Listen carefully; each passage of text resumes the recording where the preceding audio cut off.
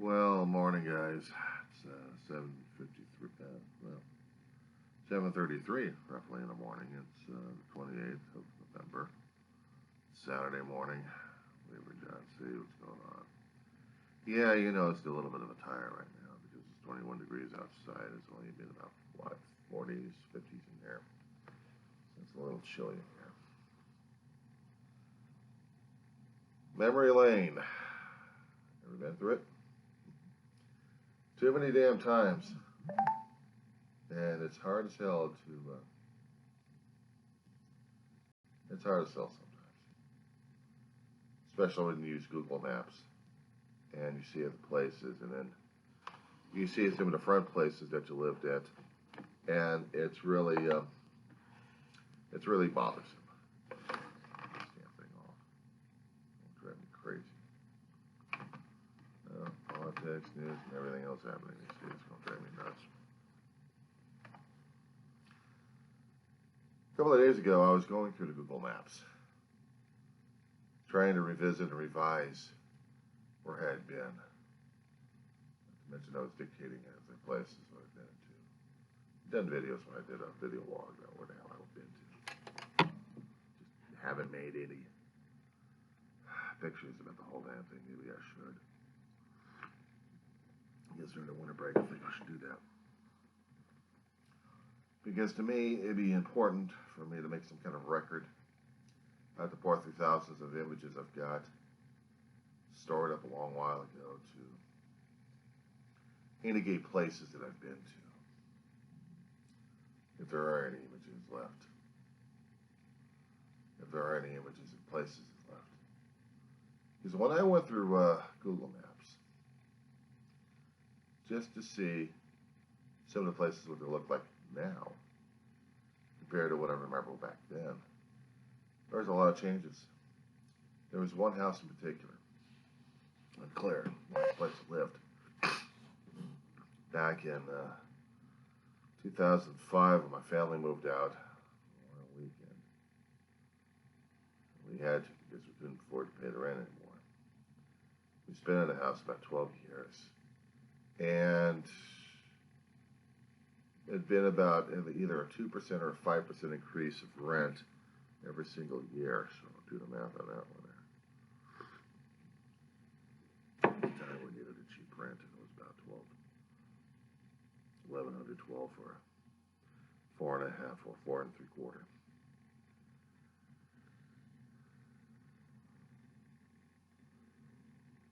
It was a huge place too. Supposed to have been a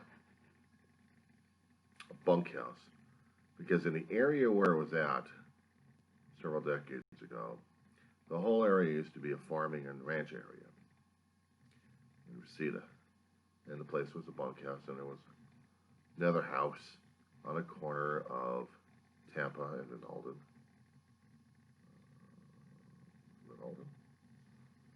But Alden goes north of the sun, isn't it? This goes to Claire. Yeah, give me a second here, guys. Geography gets a little fuzzy at this point. I gotta travel back through, and get myself lost in the Twilight Zone again. And then through the Santa Clarita, here we go. Yay! I'm Reseda. There we go. Southern Rescue.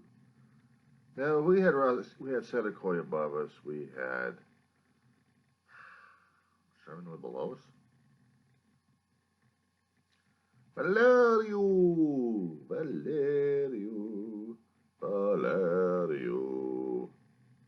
We had a Valerio.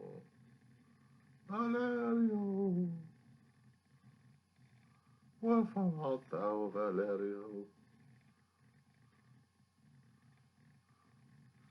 Yeah, it's a little bit of a morning. Just trying to find out where the hell was Reseda at. Let's listen to Kenyon Lush.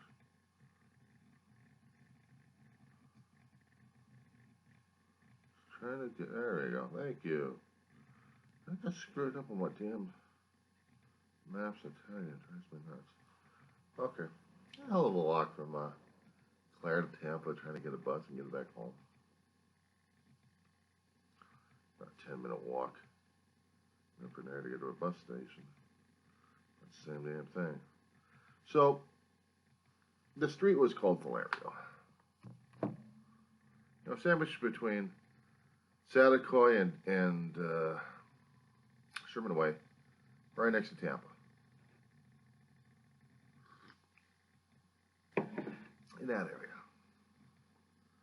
On that corner was a house. It was supposed to be a landmark. Things changed so much, and some people actually lived in the place. But I hadn't kept track of it in over 20, actually about 15 years. But the house we did live in, that was different because that damn place. When my mom saw it the first time when we needed a house for survival, my God, she goes, "Why didn't you get another house?" Ma, we can't do it. We can't get another house. This is it. This isn't my house. She was complaining about it too damn much about it. But I said, "Ma, we'll leave if we have to, about a year or two, but this is home for right now. We need a roof over the head." And Dave was telling her this. What do you think? I go, it's all right. I like it. And what, you know, it wasn't knocking me out at this point over here. I was just grateful enough to get a damn roof over the head. I mean, the house we had on Woodley, it was a nice house, fireplace. Lived in a damn thing about 2.5, almost 3 years. I lost a dog in the place, kind of made it depressing as hell. We also had fruit tree in the back. A little bit of a tribute for my mother. Attack of the killer wasps. Mail usually get thrashed about unless actually we had a mailbox out on the porch, so it made it easy for us to get our mail in one piece intact. We had grocery market we could get to every so often. It really wasn't that bad of a place or the neighborhood. It used to be called Sepulveda at one time. For decades, established the San Fernando Valley in its communities. There was a Pablo, I think, mission somewhere called Sepulveda. I never quite knew why it got the name Sepulveda. But there was a long street stretching from the San Fernando Valley into Coastline, I think, called Sepulveda, or actually towards LAX, called Sepulveda Boulevard. Long ass running street. My brother and I did a trip on that one time. It had a lot of gas, I'll tell you that much, but yeah, we drove it. And nothing else better to do, so now we're going out for a bit. Okay. Have a good time, be careful, take God with you. I always said that. We always told her that too. We love her too. We did. We like the river every so often, but yeah, we did. And we took a trip down to Sepulveda. The community at Sepulveda was kind of split sometimes. I'm saying split sometimes. We're talking economic values here between the west and the east side of the area. Split between the 405. I mean, it was just 405 just ran right through it. East side, you had the lower income. You could tell by the area, and then by the west side of it was a little bit more wealthier because people maintained the areas a little bit better, but they still had low-income people living in that area, and neighbors complaining about that all the damn time. Hell, the other side had a little bit more crime, and the ones on the west side were afraid of that their own values are going to get depressed like hell because of all the damn crime spreading throughout the entire San Fernando Valley. I hate to tell these schmucks, but there was crime all over the damn San Fernando Valley. Didn't even from the wealthiest areas of the valley, which were the outlining areas, and parts of Oak Park, but not much. Northridge, Porter Ranch, and Studio City, Encino, Calabasas, War Hills, Woodland Hills.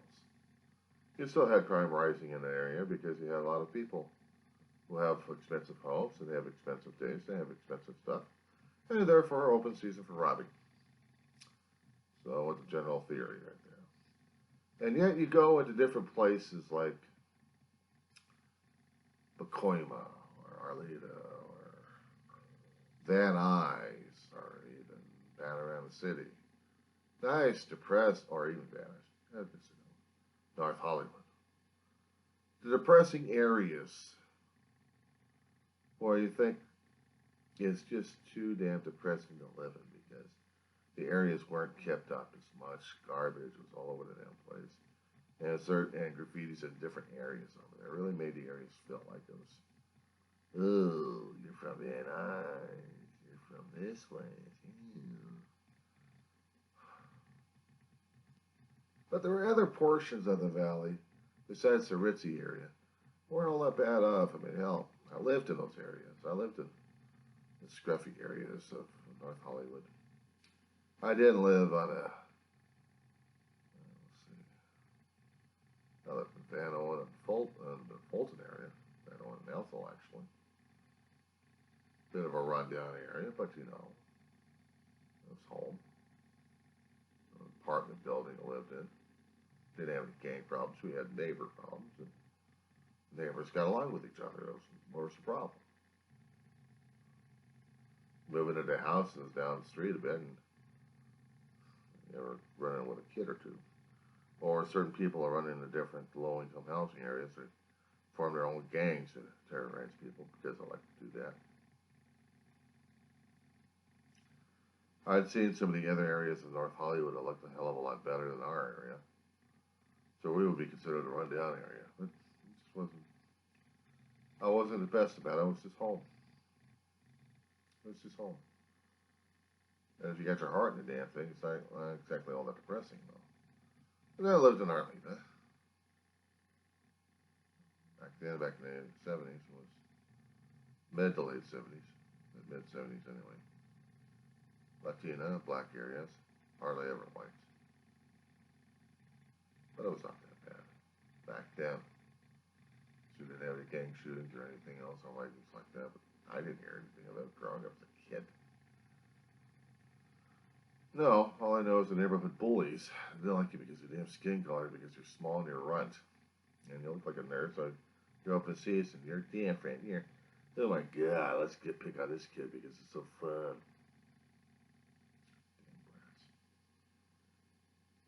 Seniors and junior highs picking on kids left and right. Either I learn how to fight back or I learn how to run real fast. Both. Moving into the area of Granada Hills, you think it was going to be a step up because there are certain portions of Granada Hills that are actually decent places to live. And then I live in a rundown area. It's amazing where the cheaper rents were because there was always in the rundown area. Places barely maintained. If they were properly maintained, they'd be properly expensive as hell. But no, they'd be sold for someone else to buy it. Not rent. So you made do with what you had.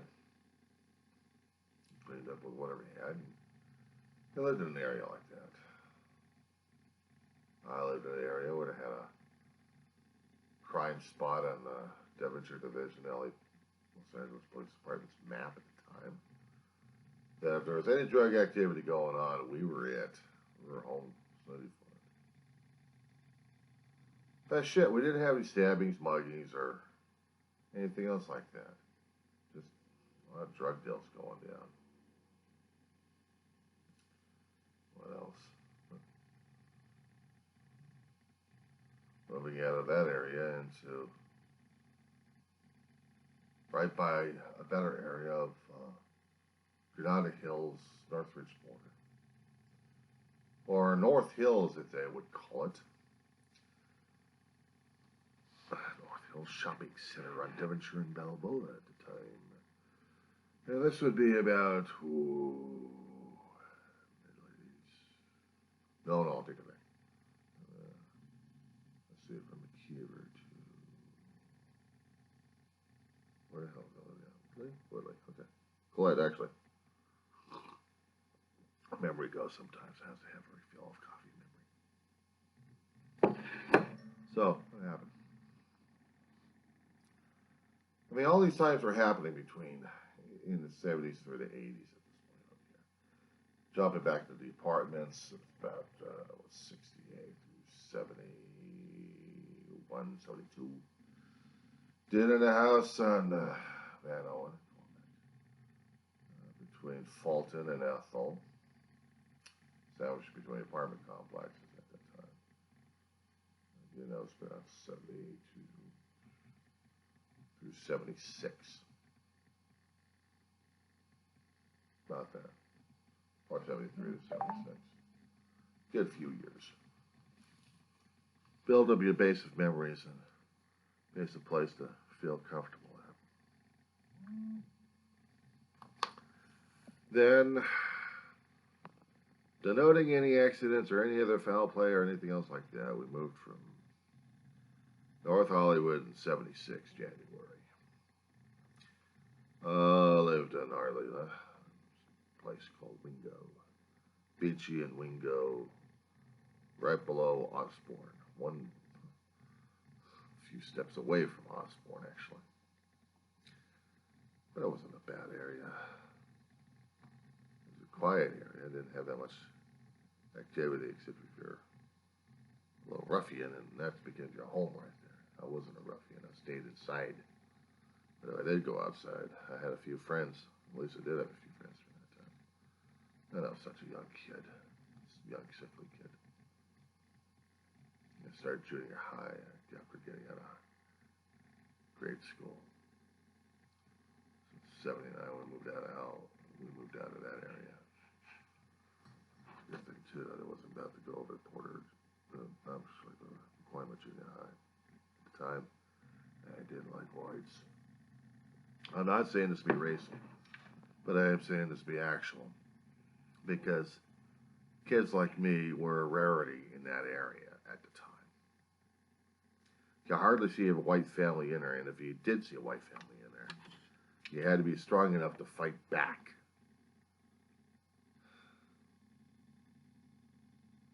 And I was only a weakling of a kid.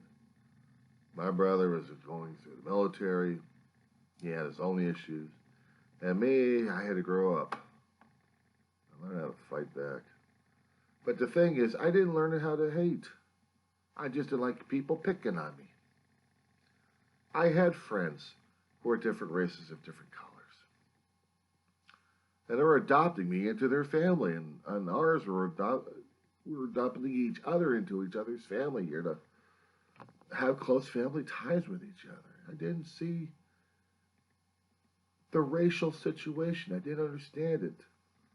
I was a kid that wasn't brought up under hate, under racial disparity, under white power is better than this power over here. No. Because when I saw him, yeah, it may have like dawned on me that, okay, different skin color. But it's like I'm seeing them for them. I wasn't thinking them as a different person to hate or anything else like that. Becoming a family. And this is the thing I had a better time at dealing with this family. So getting into a drug area. Excuse me, Granada Hills, let's see. 79 moved from Arleta to Granada Hills, McKeever Street. Predominantly white. And some of the ruffians in there dealt with drugs. And other things in there. My brother came home for a time. He had to deal with the ruffians in that area. He also kicked the shit out of some of them as well. I wanted to try to stay the hell away from me, but I still didn't feel comfortable in the area. I felt like I was trapped in that area. Then about 84, we moved out of there. small side street called Collect, corner of Blackhawk Street.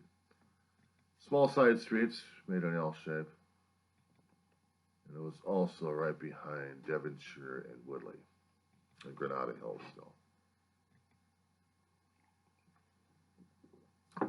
Upper class in that area, but we hardly knew our neighbors.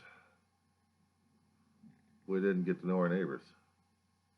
We stayed among ourselves. Ma was still working at the time, so I was going to school by myself. Dave went back in the Navy, had to take care of some stuff, come out of the Navy, screwed up on the drugs and stuff. I've had some historical records somewhere in there talking about that stuff. I just don't know which ones were. I may have to do another complete biographical on me. A hell of a long, boring thing, but just getting on with the story here. And from 87 through 88, practically almost 89, over a year, we lived in a small street called Whitaker, Caddy Corner, cul-de-sac actually, and a shopping center right by Devonshire and Balboa, east side of it. And the area I knew too well. I mean, me and my brother grew up in a lot of areas, and we drove through this area and walked through this area. It's practically our home. We live in San Fernando Valley, certain neighborhoods become your home. Landmarks. Certain stores may change, but you know the neighborhood. As long as certain buildings still up, companies may change, but at least you know where the buildings are. But if they're gone, man, there goes your landmarks right there. From 88 through 92, 93, we lived in a house called Woodley, by Rand, sandwiched between Parthenia and North Hills. Keep you up to speed on this one. In this area, it used to be called Sepulveda. Dave and I drove through Sepulveda in our adult life. We've been through the major crosswalks. We've been through a few side streets here and there. We had a friend of ours, well, the same family we adopted, the Reeves. They lived in an apartment, one of the cheaper apartments that was along, well, in the area of Sepulveda, actually, close to a junior high. And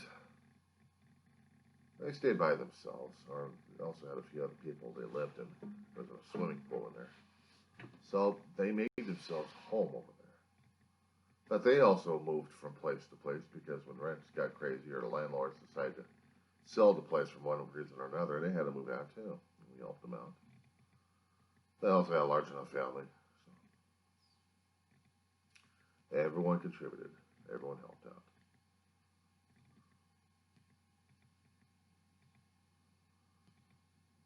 And when you have a sneaky fire department dude, knew too well of how City Hall worked and how to get paperwork taken care of. Got rid of me and Dave and Ma. That's how we ended up in Clare. Out in Reseda, what they call another crime map. But this time it wasn't all that bad. Yeah, there was gangs. But at the time, my brother was more than able to handle gangs. And during that time, he was practically in his prime, so he was able to take care of a few things here and there. Made our street feel and sound safer again. Everybody else was going crazy except for our street. Our street was safe and protected. Not because of my brother, because we started looking out for each other. We started to care about each other, neighbors to neighbors. It was between 93 through 2005 we lived in that area. That was home. I mean, Ma still didn't like it very much. And even after the 1994 earthquake hit, it shook the house to its cement foundation, broke our leach lines and septic tanks. We had to get them replaced. Cracked the foundation in the back of the house where we had suppression, the suppressed ground area over there. And the garage really about to collapse on itself. That we had some boards to be boarded up, and then we had to be careful with the garage every time we opened up the thing left and right because it was a dangerous area. But we stayed in it. We didn't have any other place to go. We made it into a home. We made it into a place to live. It was just home. Looking at the pictures. Now, jumping back into what I was trying to talk about earlier on. Looking at the pictures of today, of what I remember back then, if there was any pictures that I've taken of the other houses previously. They're a hell of a lot different, and I know things changed in time. But the house on Clare changed the most because it was no longer a warm and friendly environment. It became a cold, distant place. And it told me that the landlord who used to own the place, Rich Kobliner, passed away or moved out and sold the property because he couldn't maintain it or deal with it any longer. He just got out of the area. So the whole place looked like it was completely run down and sad and pathetic and depressing. I kept saying to myself, you know, if I had the money for it, if I could just get a mortgage or something like that to afford to get that place, it would be a nightmare to get a place fixed up again. Because I'm moving back into a house that I used to live in with my family, and it would be too big for me. I mean, we inherited a lot of old family antiques and furnitures and stuff that we had to have a garage to store a lot of our old stuff in there, and the antiques were still in the house, and our own furniture. My own bedroom faced the front of the house all the time. I had to have it covered over with foil so I'd keep out the heat, keep out the sun, because it would cook the place. It was like the air conditioning sucked. We tried. There was a hell of a lot of energy to suck out of that house, that's for sure. We had gas. Surprised the gas line didn't blow up on us during the night before quake. And the water lines were intact still. Wasn't that much repair on it anyway. But the sewer and septic lines, we weren't hooked up to the city. We had our own. And a lot of people are having problems with their own septic connections to the city of Los Angeles, Department of Water and Power at the time. I don't know if it was by design or not, but that landlord we had, Rich Kobliner, got us the soul, made it possible for that to happen. But still, it wasn't easy to deal with in the first place.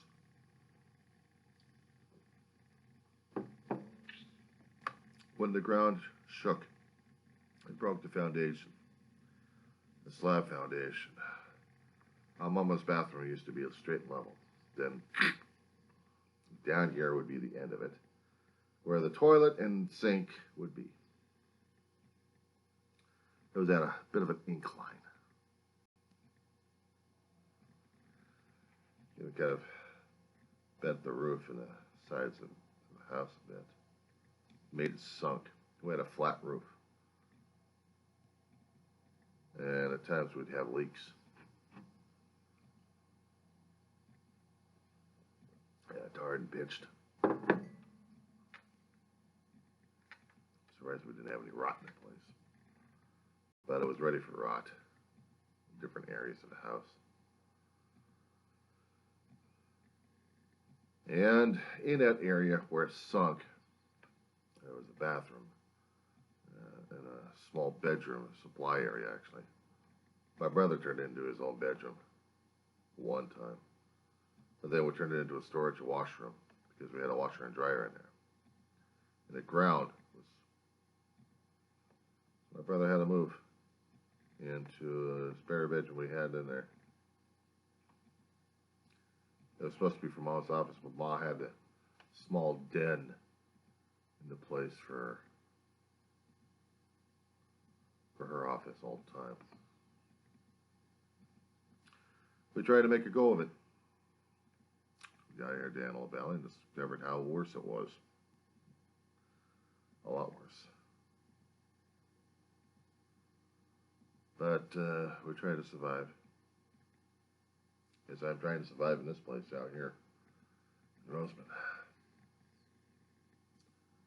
They may be rotting, maybe falling apart in different places. It's still home for right now until something better comes along or something worse.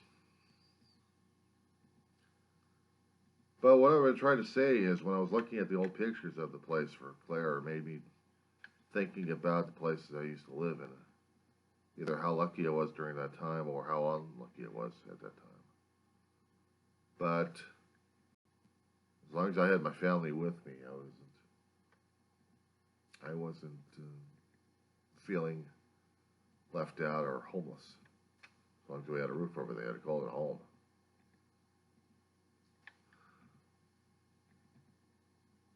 During this holiday season, not many of us out there actually have a roof over their head. A lot of people out there pitch tents,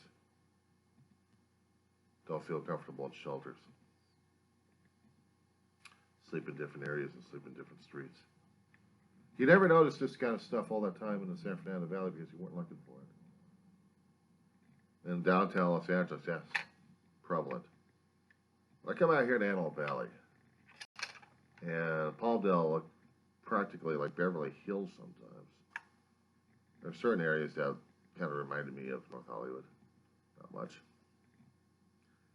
But the rest of the area looked like it was pretty decent, pretty kept, and you didn't see the homeless people all that much. Go to Lancaster, city of Lancaster, which was right next door to the city of Palmdale, and you see it all over the place. Because they have more resources in Lancaster than they had in Palmdale. More homeless shelters, they said. More places to give out food. Access to more life support. And the county area where they dealt with GR and Medi-Cal all the time. And the place where King Rex Paris, Rex is supposed to be meaning king in another language. King Paris of city of Lancaster still deems this place his fiefdom. He made sure he made a war on the homeless for decades. There was a hell of a lot of controversy and animosity towards the city of Palmdale's mayor, Jim Ledford. You haven't heard too much about this guy. There was controversy going on in Antelope Valley regarding this guy.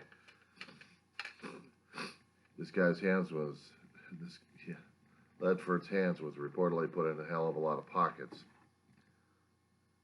Too many pockets. He was a nice guy, though, for a con artist. Hang on. Before it went cold. Old Ledford was having issues regarding his own financial situations where he got him out of office now. And criminal prosecution and stuff, so I don't know if he's in jail or not. Now, for the most part, when Dave and I were being made people of Palmdale, a certain program that they had for the general population to get into. It's something to learn about the city of Palmdale and everything else, so you just feel part of the town, part of the community, which wasn't pretty bad. I mean, it was pretty decent. And when we first got in there, We wanted a little bit more about the town. Why not? In the San Fernando Valley, none of that was happening. Shit. You had a problem, you complained to your damn city council member or your supervisor, and not much happened. I felt it was going to be a little bit different over at City of Palmdale. Sometimes it was. But they had so many things that picked your pocket for money. For all the utilities that we took for granted over at San Fernando Valley. And then you go over to City of Lancaster, same thing over there too. Except City of Lancaster kind of reminded me of every other town I lived in the San Fernando Valley, all rolled up in one place. And not much areas of it were decent enough. They tried to, but they still had a problem with it. Still trying to make Lancaster into a decent town to live in. Gets more expensive to live in LA County, so people are leaking out of there, and other people are trying to find other places in Lancaster to live. Even by sharing a one-bedroom house or something like that.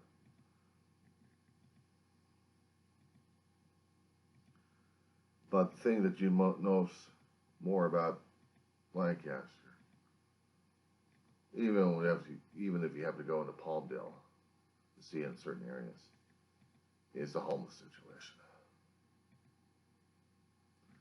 I know this goes from one area of talking about memories into reality here. But for me, it's almost the same thing at this point over here, because after you've been with a roof and then without a roof, then with a roof again, it makes you more and more fortunate. And a reminder that it can change all over again. So much for peace and quiet.